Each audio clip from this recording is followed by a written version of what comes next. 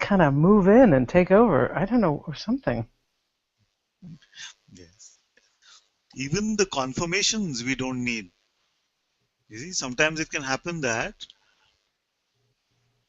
we look around, everything is so just what it is, and the mind will come and say, give you a confirmation, yes, this is so nice. I'm so peaceful. Things are so happy now. You see, and because we are used to these mental confirmations, something still relies on getting this. You see, and this can lead to some sort of trouble. I'll tell you why. Because I am Okay. telling you that you are free now. You see, usually this is not accepted because we are waiting for a mental confirmation also to come. So he is saying that you are free now. What do you think? And the mind says, oh, because he loves you, he's saying like this. Or because, something. It'll come and say, but you're not there yet. I saw you outside Satsang and you were so angry and you were so upset. Yes, yes, yes, This mind will come yes, yes. Just an hour ago, something was happening like that. exactly because we are used to waiting for mental confirmation for everything, including our peace. You see? So if we buy the thought, oh, this is so nice, it's peaceful, then we are just giving more and more value to this habit. We're giving meaning to these noises in our head, to this energy in our head, all thought. And I know it feels a bit wobbly. It is. When we It feels go of lovely. even the positive reinforcement or the affirmations which many practice, when we let go of even these positive affirmations, then it can seem a bit wobbly for a while. But this wobbliness is the doorway to freedom. A little bit of shakiness. If it is happening, it's good. Actually, they say that in yoga also, by the way. Don't they say yoga that if your body starts shaking like this, then don't worry about it. It's good. It's actually Ah. good. Taking out some tendencies, some conditioning, something from the book. It's adjusting. It's adjusting. So like Hmm. this, some ugliness can come, and if this shakiness is there, don't be fearful of it. You see, because the mind itself will come and say, "This is so scary. What's going to happen to you? You can't live without your happy thoughts. You've been affirming to yourself these happy things, and that's what's kept you sane, or something. It can keep going on and on. But we don't. Yes. You see, we It don't has need. kept me.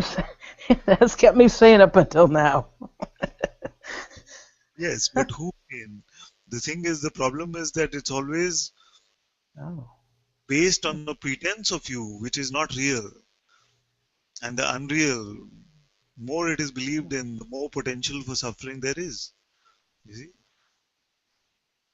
So we cannot be believing our thoughts without picking up the idea that I exist personally. And at the root of all of this, and we must look at this together, at the root of Okay. all of this is the idea that I come to satsang to become a happy person or a certain type of person, a peaceful person, a happy person. This is what I want. Now, if this idea still remains, then this idea is also going to be squeezed out of you. And this is not a happy squeezing usually. You see? So, because we don't come to satsang, at least this type of satsang, to become happy people, not to become shining happy people or something like that. You see? We come to satsang to discover that which we truly are in any way, which cannot give meaning to this personal existence, although it is not in resistance to it. There's a beautiful allowing of all things to appear and disappear, but it cannot believe itself to be personal in any way. This is the end of suffering, and it is here now. So we reinforce the false idea with our belief, and whether belief is in happy or unhappy, the belief is always about a person which I believe myself to be.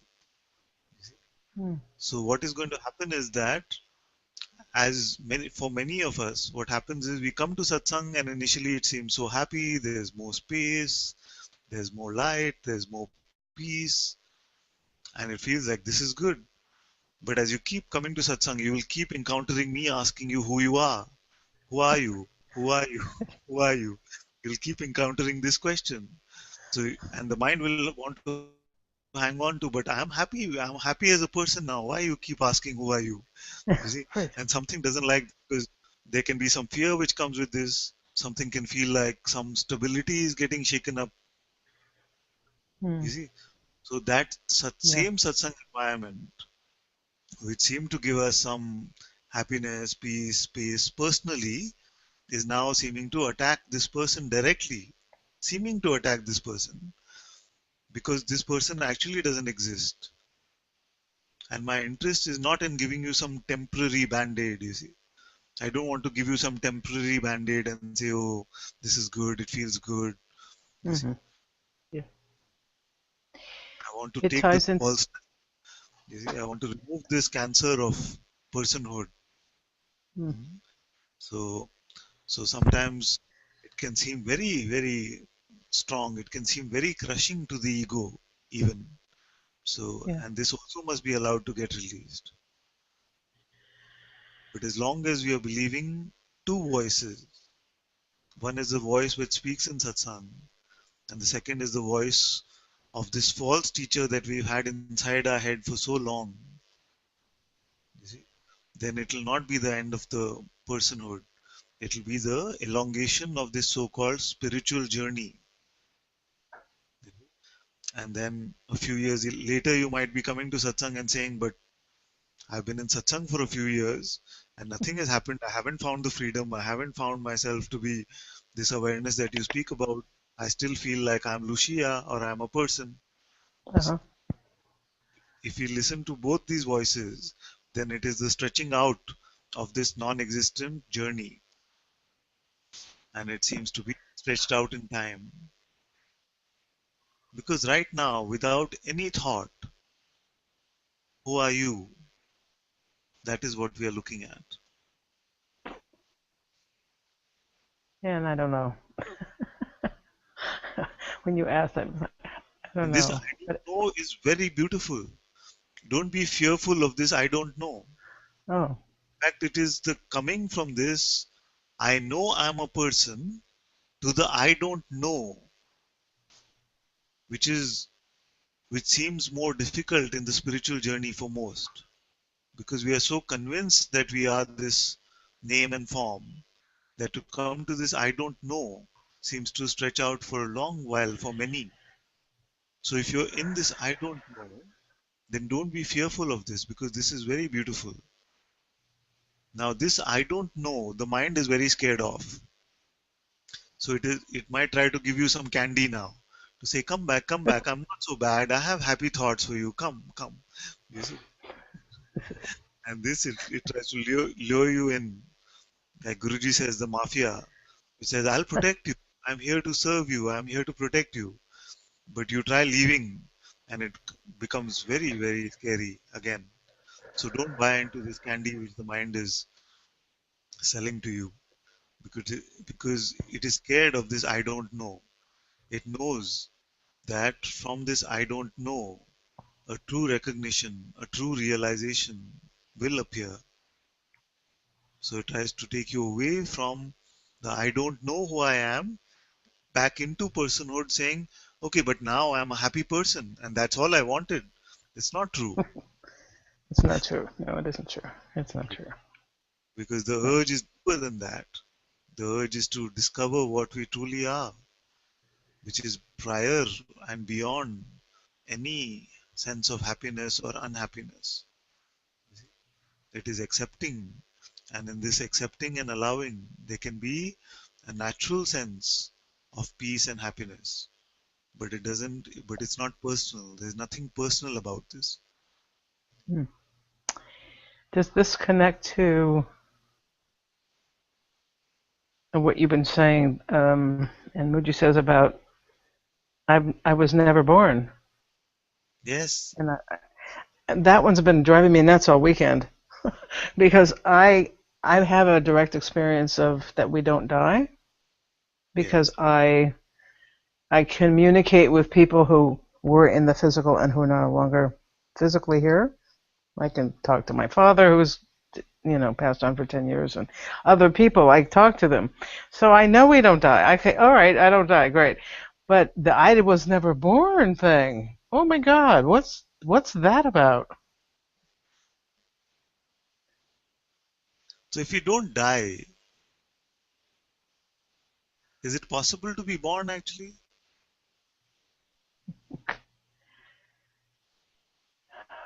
I feel in your question itself the answer is there. It's Unless there it. is death, can there be birth? I don't know why it's just not Because if this one is eternal, then can there be birth or death for this one? mentally. I know the right answer. Mentally, I don't have a direct experience of It, that. yes. Actually, this is our experience, but we don't have yet the confirmation that this is true. Hmm. Because that which we are always has been, you see, that which is aware of all the states which are coming and going, and itself is not coming and going. That is what we most naturally are. Hmm. That which has seen, even in this seeming lifetime, has seen so many bodies and so many realms, and so many experiences have happened. You see, in this waking, and so many different dream states, and this so called waking state, which is just another dream state. You see, and also it has experienced nothingness, no phenomenal appearance has also been experienced. You see, so often. So we see that something can be born, the sense of presence, the sense of consciousness can be born and can dissolve. But that which witnesses it is not taking birth or dying. It seems incredibly boring. Yes, but to who? I'm not sure. Well, I can sort of conceptually step back and experience that eternal being. I've been there. And then it's like, oh, this is so boring. Why would I want to hang out here? Yes, so this can be said in two ways. One is a very primal way, you see, where if you're all there is no birth or death for you, and nothing can ever happen to you, and you're just everywhere, and you're not phenomenal, you see, then what's all of this about? Yeah, exactly. This is why I say that my favorite reason, which is not true, but you have to give a reason to things just because we have to say something, you see. But so my favorite reason when someone asks, so what is the point of the creation of this universe? I say because it was too boring. I wanted some entertainment. You see? Yeah. So then we created this play, this phenomenal experiencing in which I pretended to be this person and playing out in all of this adventure called life with all its ups and downs, with all its seeming bondage and freedom. You see? So if you're speaking from there saying, but if I'm all there is and there is nothing actually, you see, and yet I'm here and nothing is moving, nothing is changing, maybe I need to buy a TV or something, create some entertainment in front of me. So this whole phenomenal experiencing is the TV of awareness. The movie screen in which all of this is playing out, just Mhm. because it's too boring. But what I was saying earlier, Yeah. what I wanted to point out and stress on more, because many times as you're coming to the recognition of what you are, the mind comes in with these things saying, but do you really want this? This is so empty and this is boring. You will just become a vegetable. You will not Hmm. have any enthusiasm. You will not have any wonder left in life. But this is not the actual experience of the sages. They actually find that every moment is full of so much wonder Mm. and joy and peace. When we drop all these expectations and fears, guilt and remorse, Yes. pride, arrogance, specialness, when all of this is gone, the Mm-hmm. stories that we have about ourselves and they are gone, when we don't know anything at all, then there's so much wonder in every moment. It's so Mm-hmm. much joy, you see. So that is the voice I was cautioning against, which can come and say, but this is so boring. You see?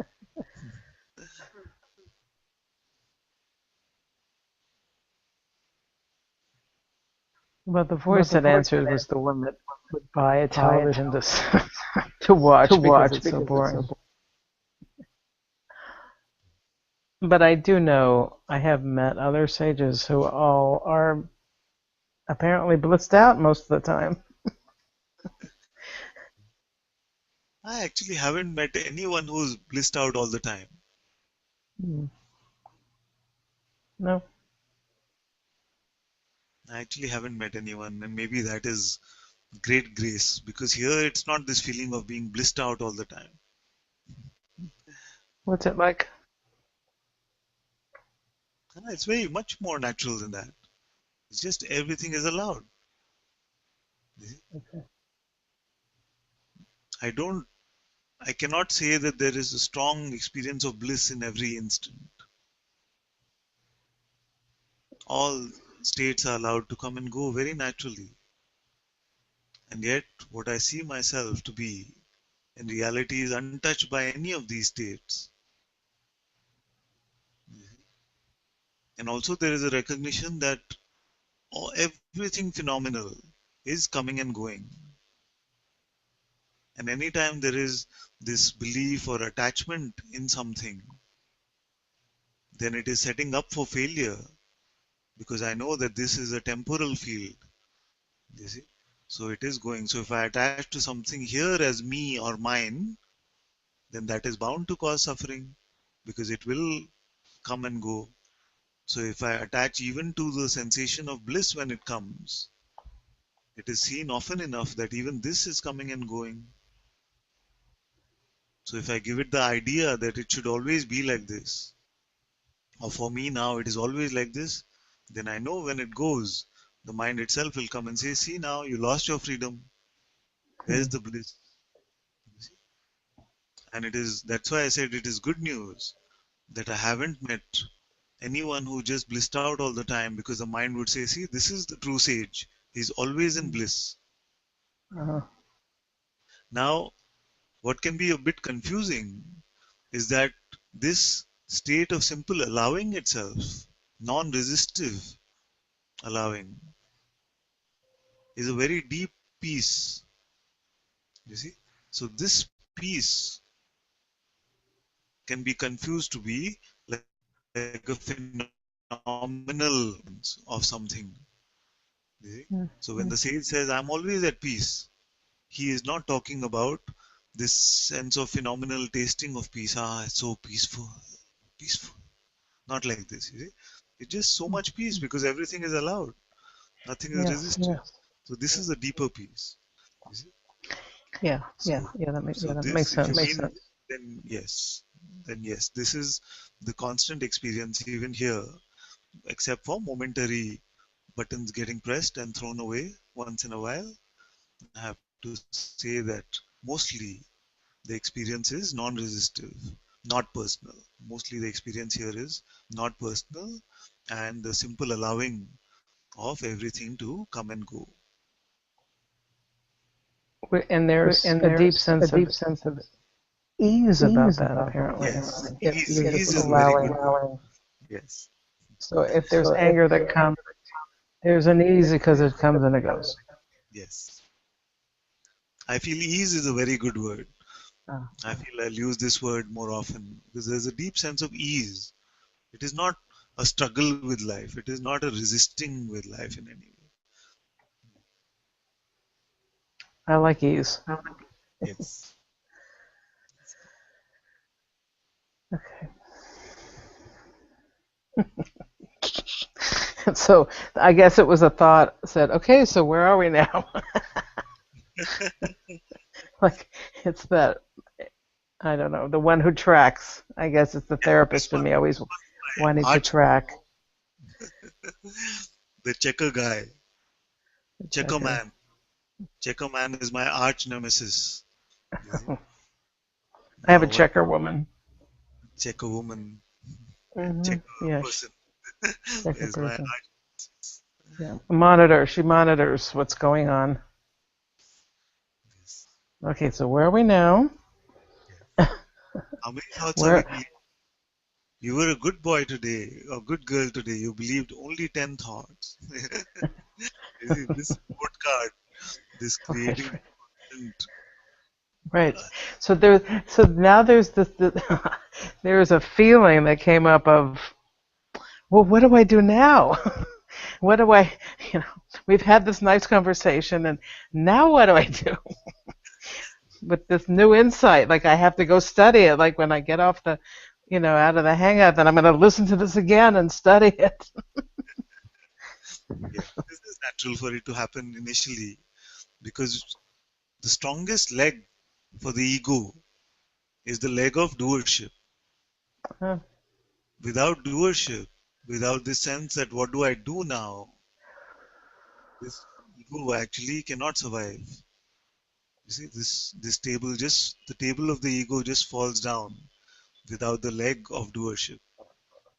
So it's very natural for it to try and retain itself by saying, okay, what is the plan now? What do I do now? This was very nice. What do I do now? You see? Yes.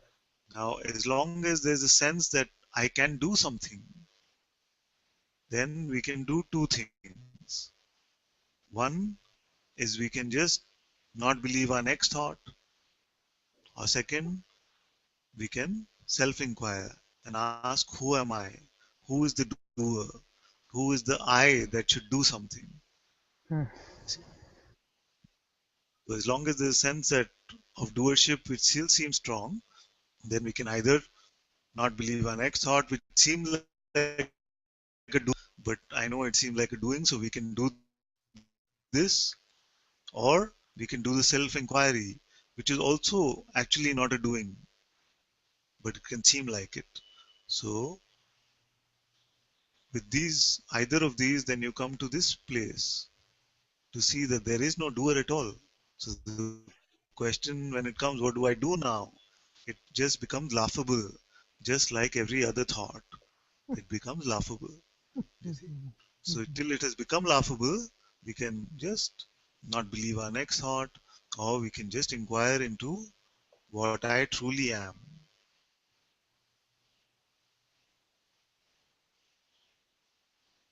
And the answer And the still is, answer I don't still is, know. I don't know. Yes.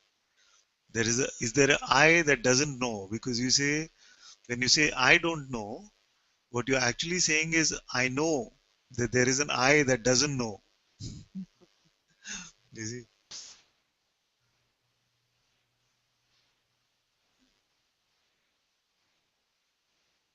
There is an I There that is an I doesn't that know. doesn't know.